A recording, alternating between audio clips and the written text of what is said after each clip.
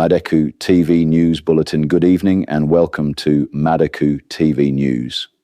South Sudan's Ministry of Foreign Affairs has released a media statement regarding a foreign national who was repatriated to South Sudan by the United States government, along with their stance on the recent The Ministry of Foreign Affairs and International Cooperation of the Republic of South Sudan wishes to address the recent situation regarding a United States deportee who was not permitted entry at Juba International Airport on April 5th and April 6th of 2025. Upon arrival, it was determined that the individual who presented a South Sudanese travel document under the name Nimeri Garang is not Nimeri Garang. Comprehensive verification processes confirmed that this individual is a national of the Democratic Republic of Congo named Makula Kintu.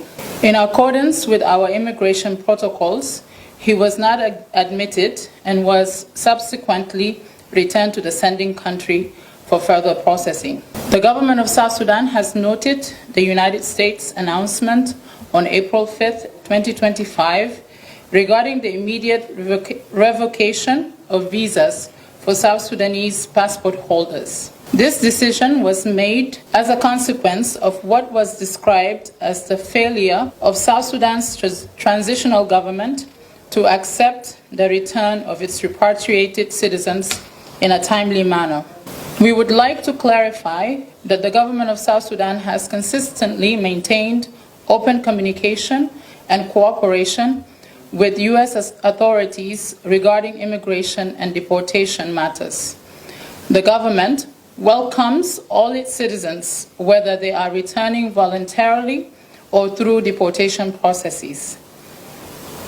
Records available to both governments clearly indicate that Mr. Makula Kintu is a citizen of the Democratic Republic of Congo, not South Sudan. According to information provided by the U.S. Department of Homeland Security, Mr. Kintu entered the United States on August 21st, 2003, and voluntarily departed for the Democratic Republic of Congo in 2009 under file number A098150-764.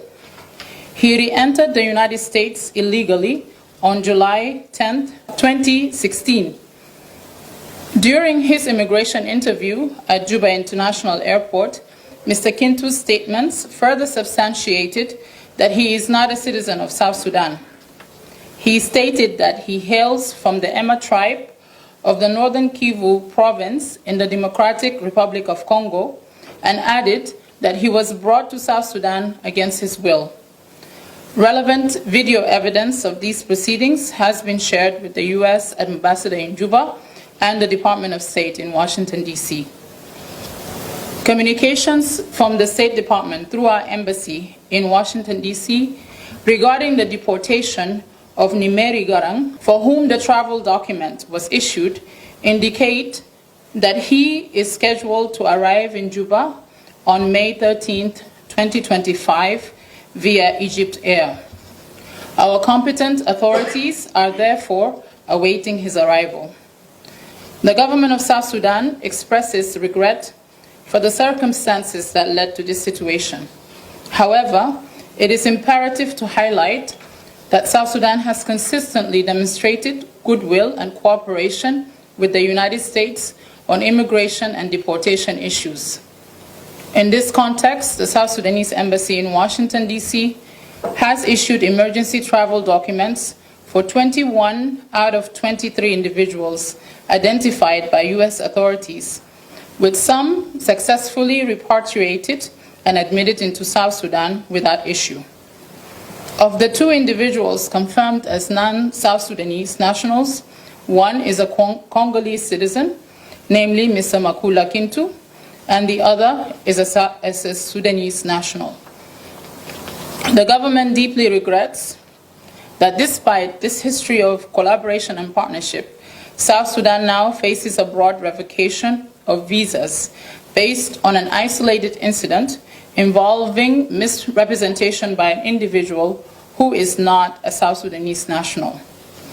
South Sudan reaffirms its commitment to engaging constructively with the United States to ensure the proper verification and acceptance of bona fide South Sudanese nationals consistent with international standards and practices.